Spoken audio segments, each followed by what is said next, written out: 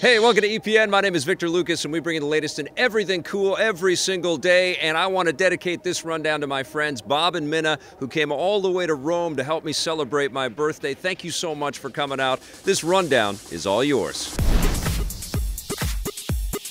Don't expect to be playing Monster Hunter World on the Nintendo Switch anytime soon. Capcom doesn't plan to bring the new PS4 and Xbox One game to the Nintendo system. That's according to Capcom President Hirohiro Sugimoto, who revealed the news while speaking with the Japanese magazine Tokyo Kazai. He says that although fans have asked for a Switch version, it would be too difficult for them to port the game to the Nintendo platform. The Switch is just too different from the PS4 and Xbox One, with too many different functions and a different hardware configuration. There is hope, however. Sugimoto adds that they might have been able to adapt the game to the Switch if they had taken the platform into account during the initial development, and going forward, Capcom plans to support the Switch more often, so that means the inevitable sequel to Monster Hunter World might find its way to the system. That wouldn't be the only Monster Hunter game on the Switch. Capcom recently released a port of the 3DS game, Monster Hunter Generations, on the Switch in Japan, and a Western release of that will hopefully follow soon. Disney and Pixar have a very incredible-looking family movie on the way. The first full trailer for The Incredibles 2 has arrived, giving fans their first look at the film's plot. Set shortly after the events of the original film, the sequel will see the heroic Parr family re-emerge as superheroes thanks to the backing of a mysterious new benefactor. There's just one problem. The hero everyone wants is the family matriarch Elastigirl, forcing Mr. Incredible to stay at home and struggle to raise the kids. Close it! It looks like The Incredibles 2 will offer a blend of superhero action and satire with wholesome family comedy and drama, a combination that made the original film such a hit. It's once again written and directed by Pixar's Brad Bird, making this his first animated movie in more than a decade. It hits theaters this June.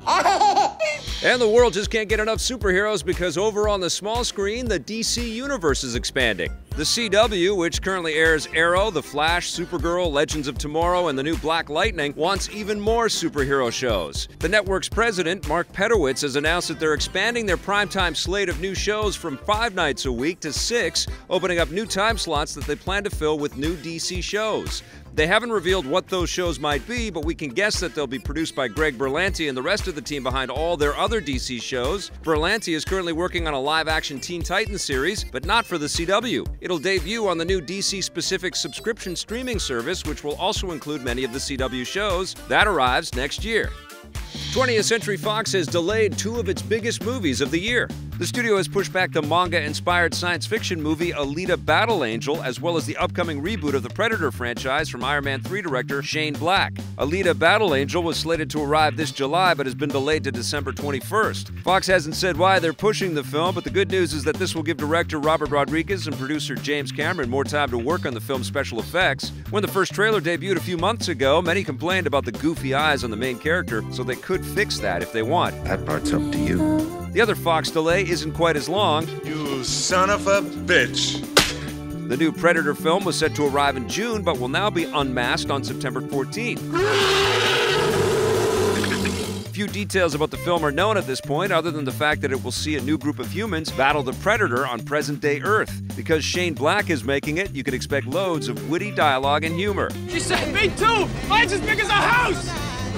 Gamers just got a whole new perspective on one of last year's scariest games.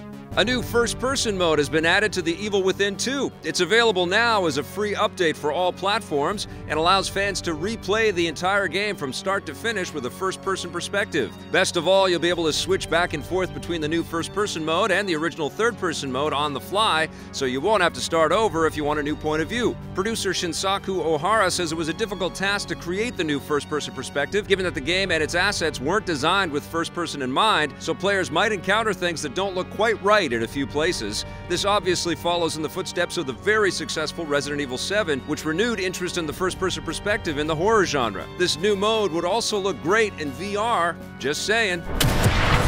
Game maker Ubisoft is going all in with the games-as-service model, but this means we're going to be seeing fewer games from the company. Ubisoft CEO Yves Guillemot has announced that going forward, the publisher plans to create fewer games annually and instead expand upon and release new content for existing titles. This means they're doubling down on the emerging games-as-service model, which has already proven successful with recent Ubisoft titles like Rainbow Six Siege and For Honor, which are still being played months and years after release. The benefits of games as service are obvious. It means publishers can create big AAA games and continue to see those games be enjoyed by players for years after launch, rather than have them fizzle out after just a few months as everyone moves on to the next big title. This seems especially practical for Ubisoft. They usually create massive worlds for their games, so it makes sense that they'd want to keep filling those worlds with new content. The downside, of course, is that we'll be getting fewer new games from the publisher. What do you think about the games as service model? Give us your thoughts in the comments below.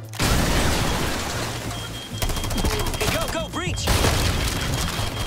Alright. Got him. Cool.